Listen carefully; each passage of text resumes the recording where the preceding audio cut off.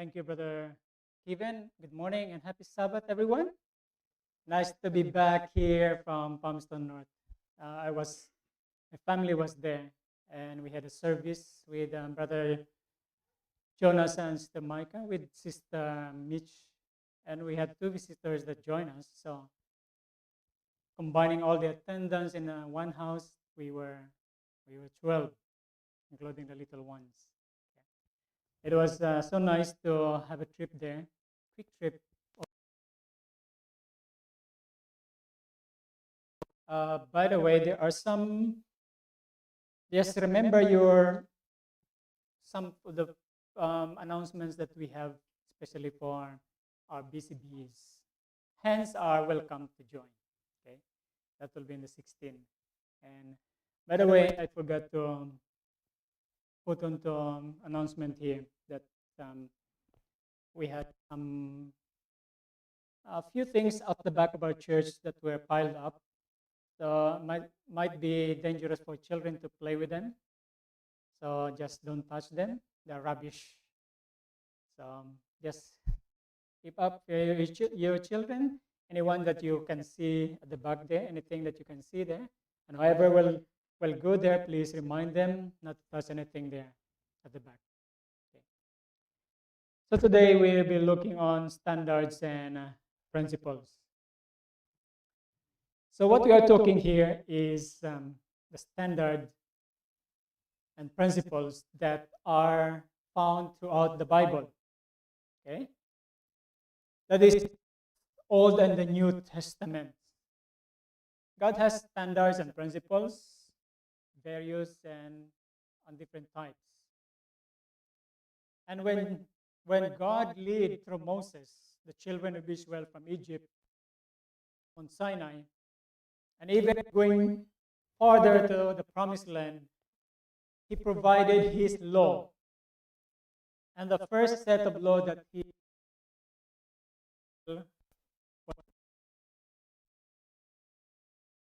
known as the Ten Commandments, as their governing standard for the nation and personal conduct. And also, many Bible writers in the Bible, from the Old and the New Testaments, refer to these commandments and urging the people to obey them, follow them. And when Jesus was on earth, in his teachings, he gave emphasis or highlighted the broad meaning of these commandments. And we know that he divided them into two. Okay? He divided them into two. He put them into two categories. The 10, he put them into two categories. There still remain 10, and Christ, in order to give a broad meaning of the 10, he divided them into two. And also, the two were based on the principles of love to man and love to God. Okay? So the 10 Commandments, also, although they are 10, they emphasizes two great principles of love to God and love to man. The first 4 commandments points to God and points to man, our duties to man. Okay. Now, so throughout the experiences of many Bible characters, the conflict between human weakness and God's law is evident. So we can see there, that there is a struggle between the law of God and the human weakness. And what does the law reveal in this conflict between human weakness and the law? The law reveals right and wrong. And also the law calling us to obedience. And for those who know God, who believe in God and accept God and his standard, obedience to His commandments comes like a natural thing. Okay? And that reduces rebellion and it increases loyalty to Him. And also, this type of choice, obedience to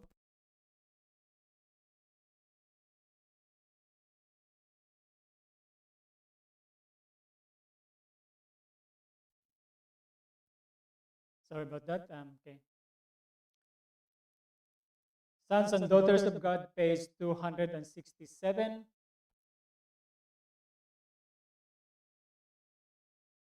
Mutable rectitude. And are so framed that they will promote the happiness of those who keep them. What does rectitude mean?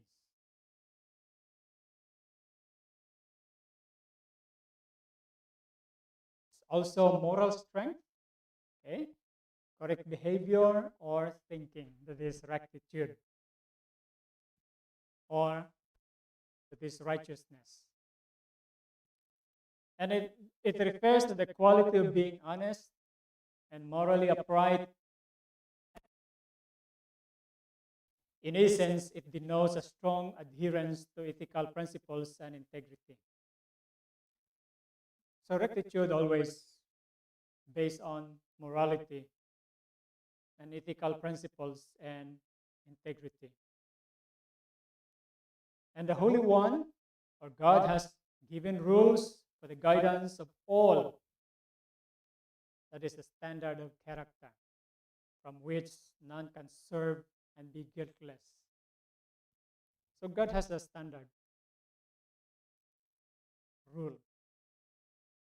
And even in the shop, we can buy ruler.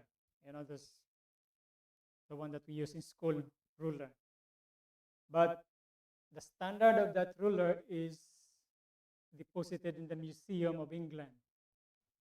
That's the standard where we base how long is 1 foot. Because not all foot are the same measure. Okay? Not all foot of men have the same measure. But we have the standard of 1 foot, that is 12 inches. And it is deposited in a museum in England.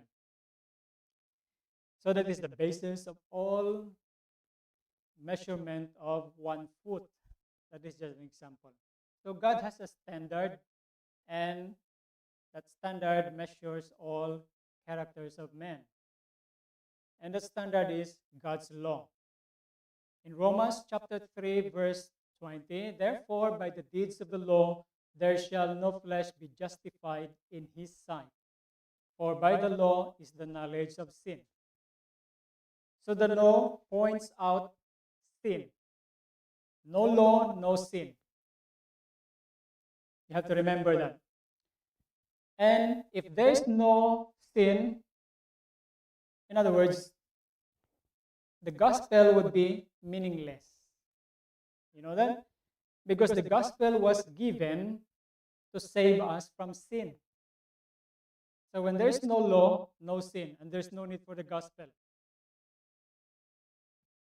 And of course, if there's no need for the gospel, then Christ would never had to die to save his people from sin. Okay? But sin would never exist without the law. But what is the purpose of the law? It is the standard of what is right and true. Okay? So the first thing that we should know about the purpose of God giving us his law is that it expressed the will of God. It expressed the will and mind of God. I delight to do thy will, O my God, thy law is within my heart. So the will of God is expressed in his law. When we have the law written in our heart, it is easy for us to be in conformity with God's will. That's why some say, say, I am willing to do his will. That means that you are willing to conform to his standard of law. And also, it declares the whole duty of man. Romans chapter 7, uh, 10.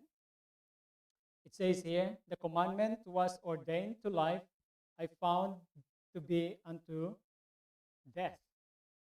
And the commandment,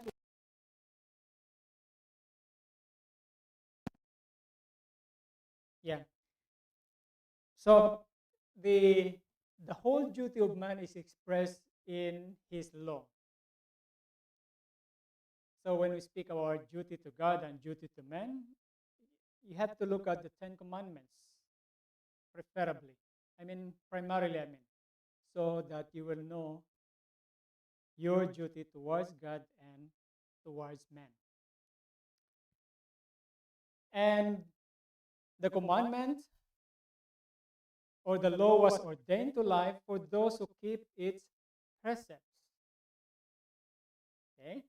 And the commandment which was ordained to life, I found it to be unto death. For sin, taking occasion by the commandment, deceived me, and by it slew me. Therefore, the law is holy, and the commandment is holy and just and good. So, our standing, man's standing, is not where when he was created. The first, when God made man, he was made perfect by God. So, in the beginning, man was totally or perfectly in law. But after sin, that is not anymore the standing of God before God, a man before God.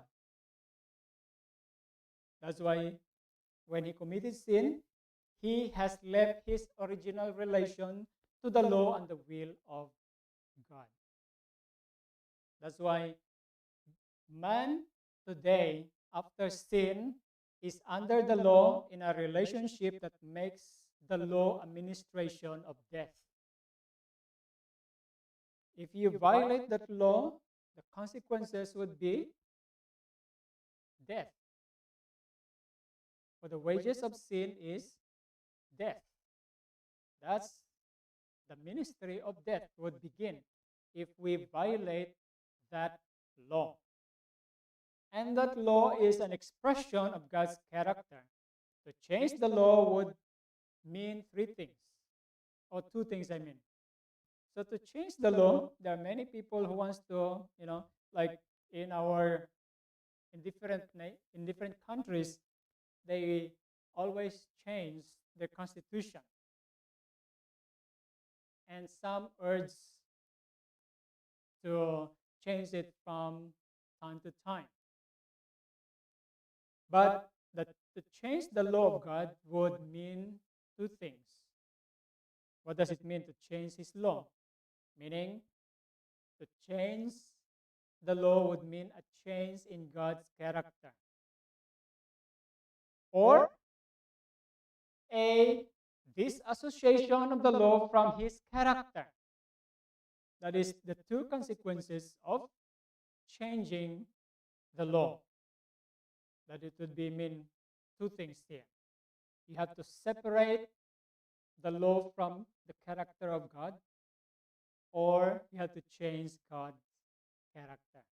Well, of course, God will never do these two either. Just to extricate man from the dilemma of being condemned by the law. God will never do these two things. And the sin of disobedience must be dealt in another way. And obedience to God's law must continue to be the standard of life for this world and the whole universe. But sin has to be dealt in another way. So the precepts of the Decalogue are adopted to all mankind, and they were given for the instruction and government of all. 10 precepts, brief, comprehensive, and authoritative, cover the duty of man to his fellow man, and all based upon the great principle of love. So some people might think that the Ten Commandments was only given for the children of Israel, right? They teach, many churches, Christian churches teach that the Ten Commandments was only given to the children of Israel. But look at brethren, one of the commandments that says thou shalt not steal is actually enforced in different countries. Right? Like for example, I remember my friend that's telling me that in Saudi Arabia, if you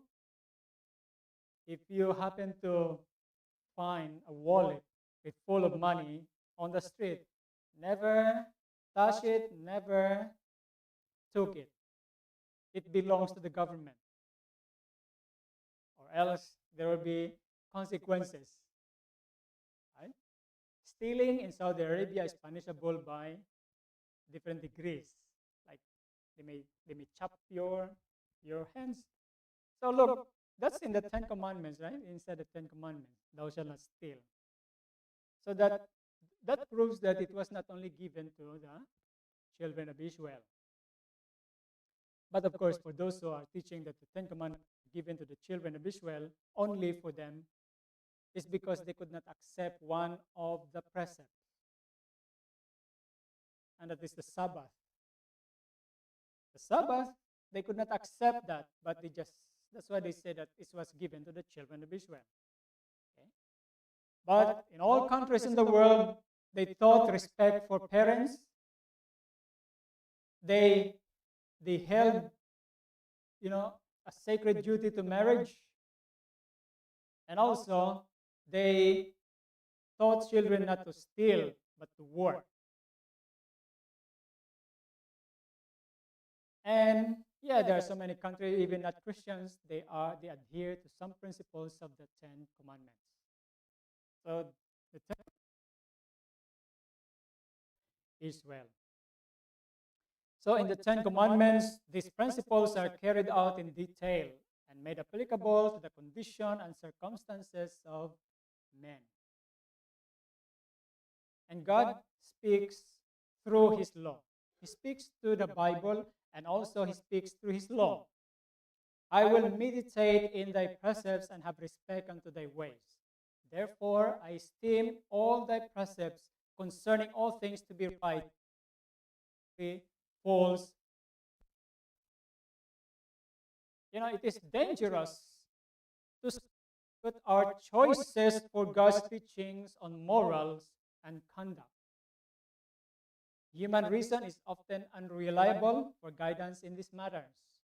So if God allowed us to establish our own standard of what is right and wrong, there could be many standards then to be followed.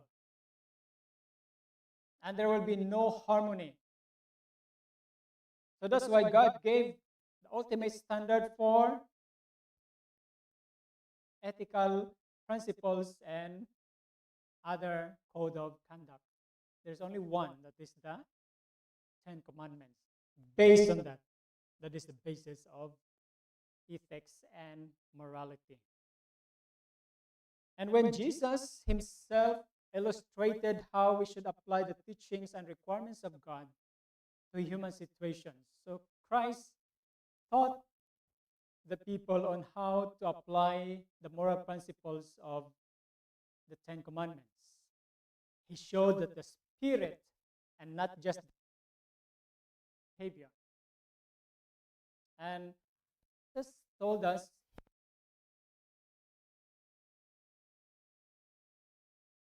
how we have to apply the law in His spirit. Ye have heard that it was said of them of old time, thou shalt not commit adultery. That is commandments. That's the letter. And how Jesus expound and explain the application of this is found in the next verse, in verse 28. I say unto you that whosoever looketh on a woman to lust after her hath adultery with her already in the heart. Okay? So, sin started where? In the heart, in the mind. Okay? By the letter of the law, you could not be charged and you could not be liable for violation of the seventh commandment by the letter of the law in outside form. But in spirit, you could be liable because sin starts here and here. And another thing here, Jesus said as well, thou shalt, you have heard that it had been said, thou shalt love thy neighbor and hate your enemy. That's the notion among the Jews. But I say unto you, Jesus said, love your enemies, bless them that curse you, do good to them that hate you, spitefully use you, and what? Persecute you. And when the question about we have to forgive our enemies, the Pharisees limit their forgiveness to 3 times. They can forgive you 3 times until 3 times. That's the maximum tolerance they have. And Peter thinking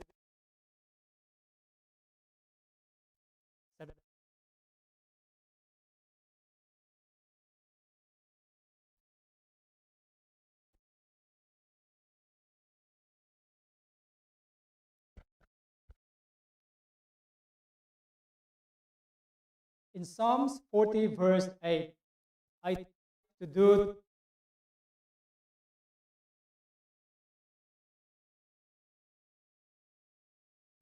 hard. And Psalms 119 verse 77, let thy tender mercies come unto me, that I may live, for thy law is my delight. So, question is, what is the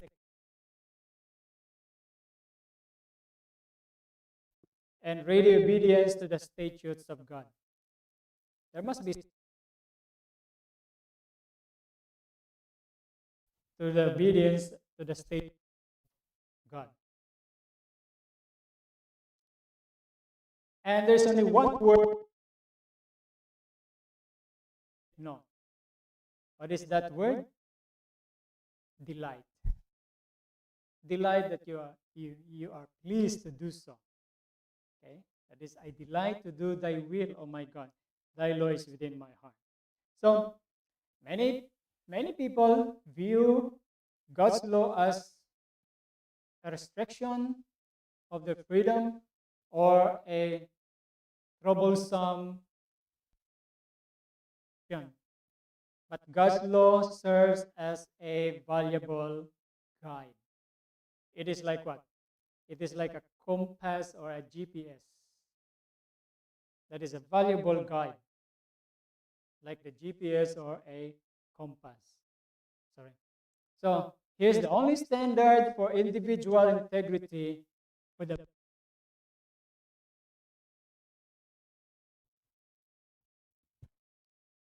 the purity of the home, the well-being of society, or stability of the nation. All life's perplexities and danger.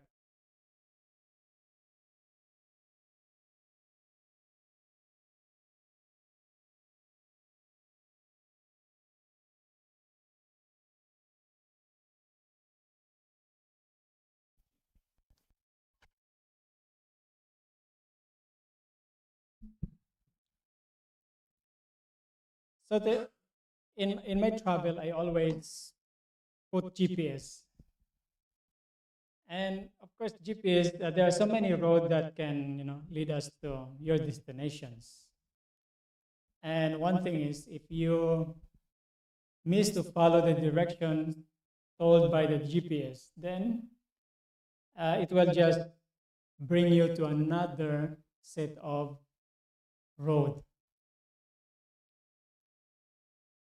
But it is, for the Bible, is there's only one way, not different ways. There's only one way to heaven. Jesus Christ said, I am the way, the truth, and the life. Okay? So holy and eternal standards, a holy and righteous God had established unchanging laws and code of conduct. Unlike human standards that degenerate over time. The human standard just, like they generate over time. But God's law remain a steady beacons or light guiding humanity in the right direction. So in Deuteronomy chapter 6, verse 6 and 7, what it says here, what was the command of God to the children of Israel? What is the command of God to the children of Israel? All right, let us read here. And these words which I command thee this day shall be in thy heart, and thou shalt teach them diligently unto thy children, and shalt talk of them when thou sittest in thine house, when thou walkest up by the way, and when thou liest down, and when thou risest up. So if Jesus or if God wanted to change his law, then he would never say that you have to teach this to your children and your children's children. Right? Because he intended to change that in the future. But there was no intention for any charter change. So this verse alone would say that there is a continuity of the same teaching. What has been handed down from their parents should be handed down to their children from generation to generation. So God's law do not deviate or shift from one to another, or from one country to another, or from one type of civilization to another. Because truth is always what? Truth is always truth. Even though majority will not accept that. Error is always error, even though majority will accept that. Idolatry does not cease to be idolatry. Integrity is always unchangeable. So Psalms 19:7 and 8, the law of the Lord is perfect, converting the soul. The testimony of the Lord is sure, making wise the simple. As the statutes of the Lord are right, rejoicing the heart, the commandment of the Lord is pure, enlightening the eyes. So do you think that God will change something perfect? No. The Lord will never change something that is right. So God's law and his statutes, they are perfect, they are right. So, but in our days, there are teachings, and I will read to you what kind of teaching is this. And Ellen White called this as a monstrous doctrine. The monstrous doctrines that the elect cannot fall from grace nor forfeit the divine favor. And that's why there is this teaching, once saved, always saved. That's a monstrous doctrine. OSAS. Once saved, always saved.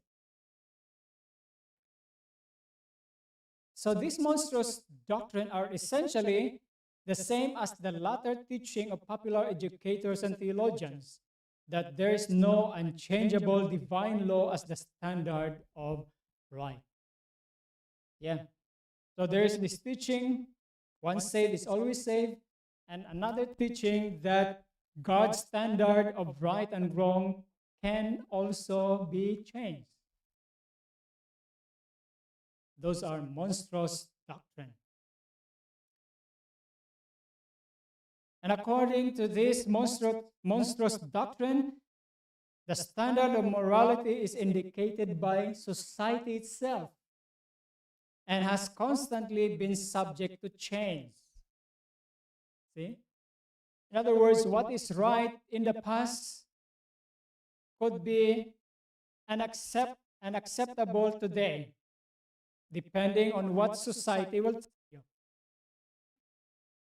That's one of the monstrous doctrine. Okay? So they prefer the society, they prepare what people will say about such thing. And that's why they constantly trying to change the moral standard.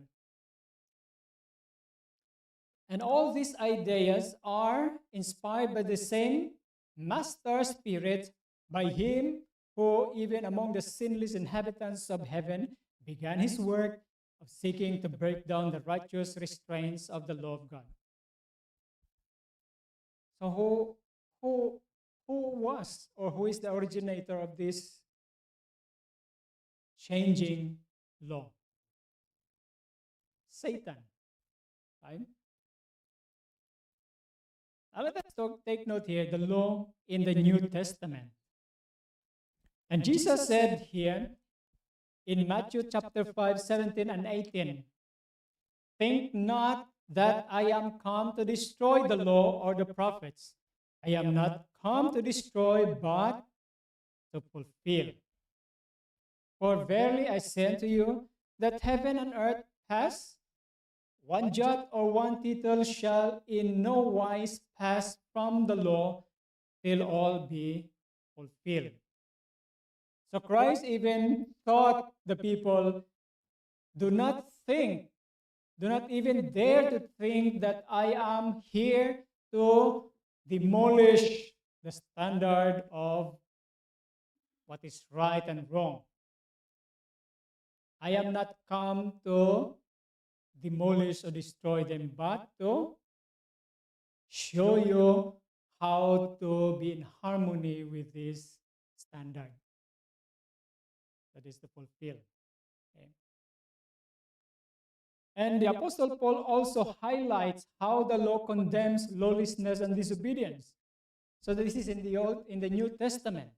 The Apostle Paul tells the people that the law is good if a man uses it lawfully. Let us continue here. Knowing this, that the law is not made for a righteous man, but for the lawless and disobedient. So the law was given to condemn the sinner.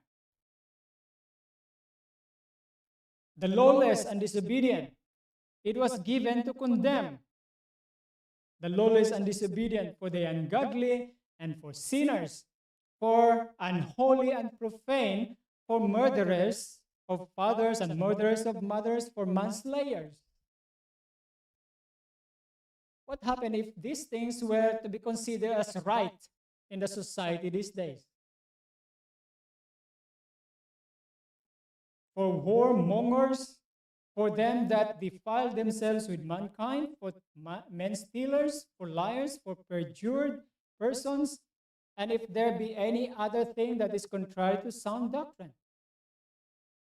So you see, that's the purpose why there is law. To point out sin, to condemn lawlessness and ungodliness.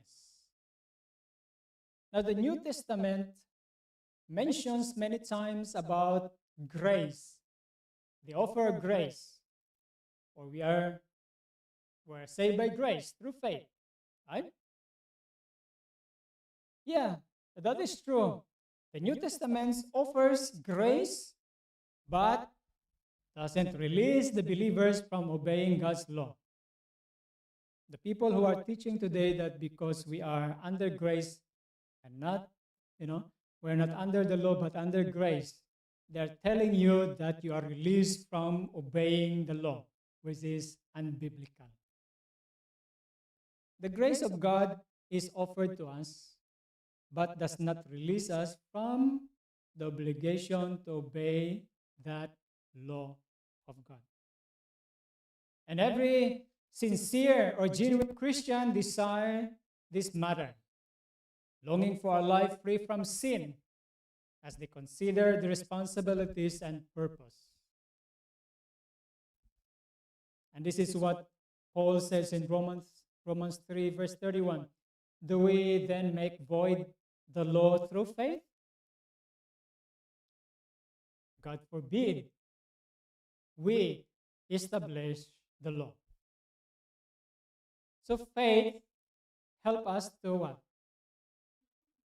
To fulfill God's law, to establish the law, not to set them aside, not to release us from obeying that law.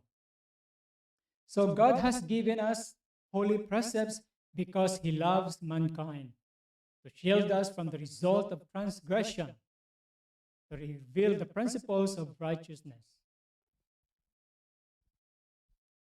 Now, the law is an expression of the thought of God. When receiving Christ, it becomes our thought. In other words, His commandments were given to shield us from the results of transgression. Take, for example, if you have seen a sign in many properties like no trespassing. What does that mean? No trespassing. Yes, brother? Yes? Yeah. It's true.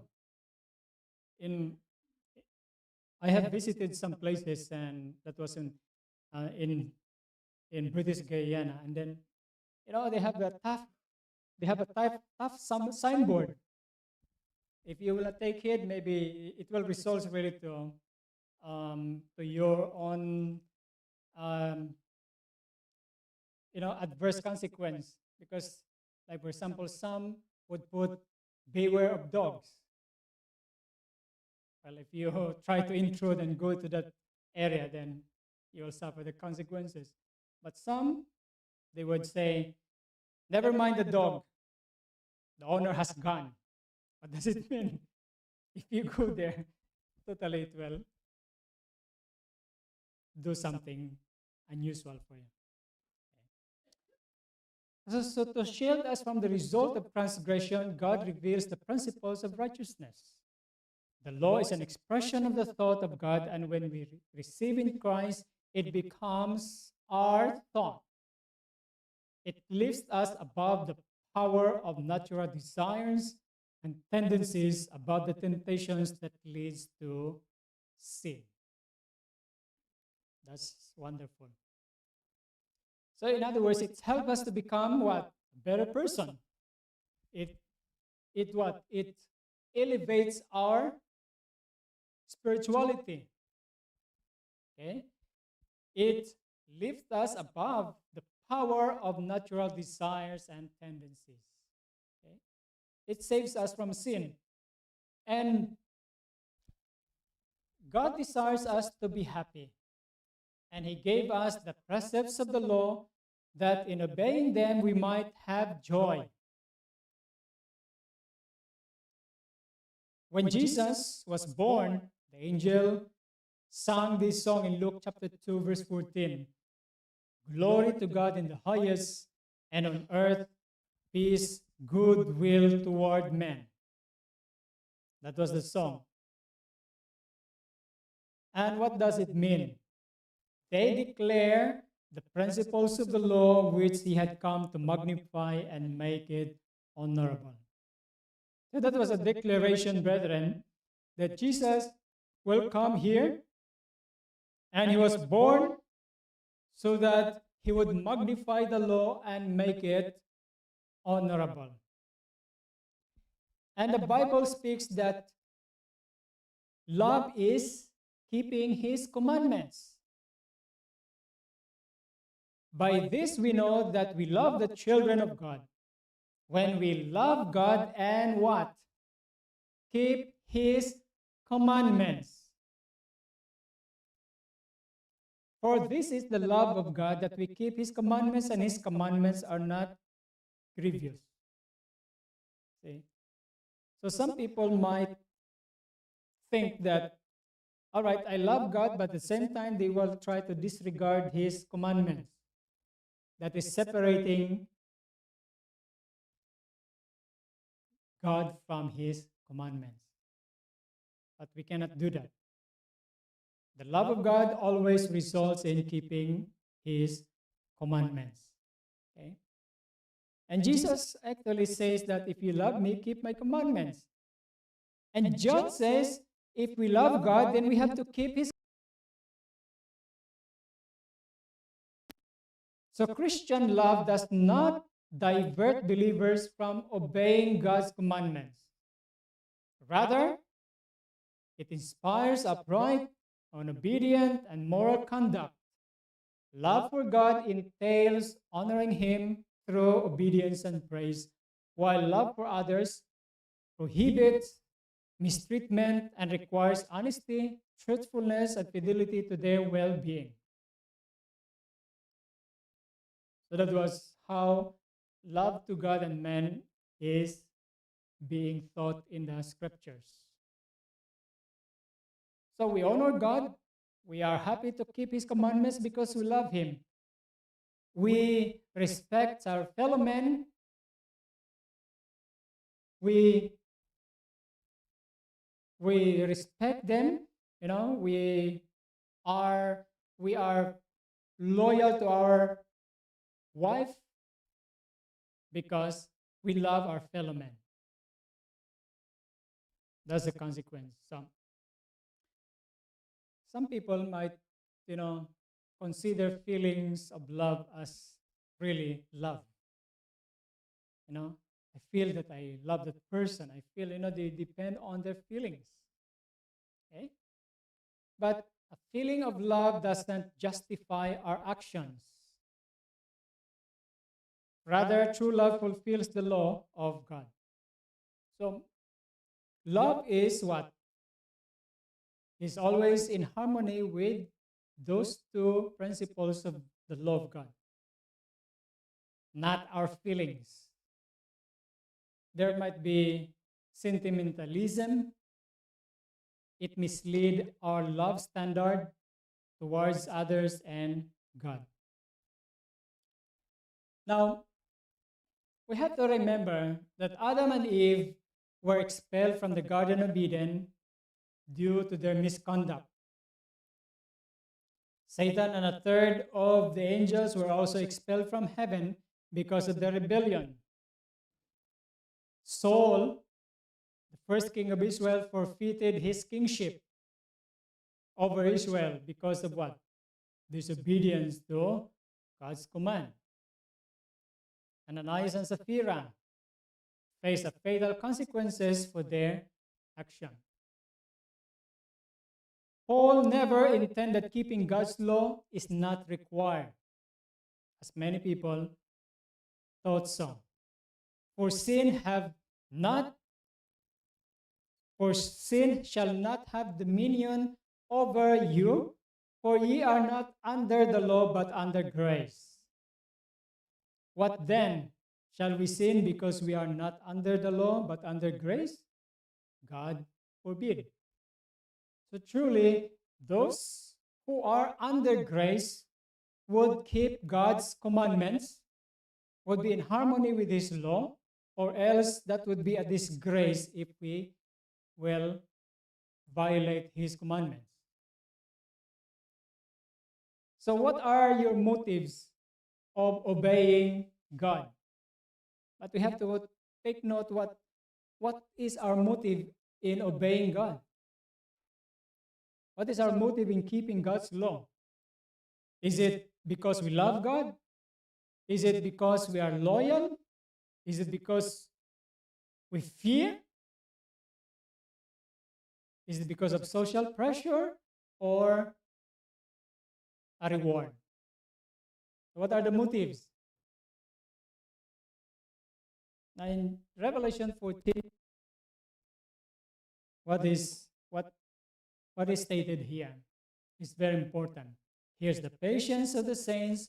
Here are they that keep the commandments of God and the faith of Jesus. Now, I found an interesting translation of the Bible on Revelation 14, verse 12. That English Well, this is the translation, and this is the translation.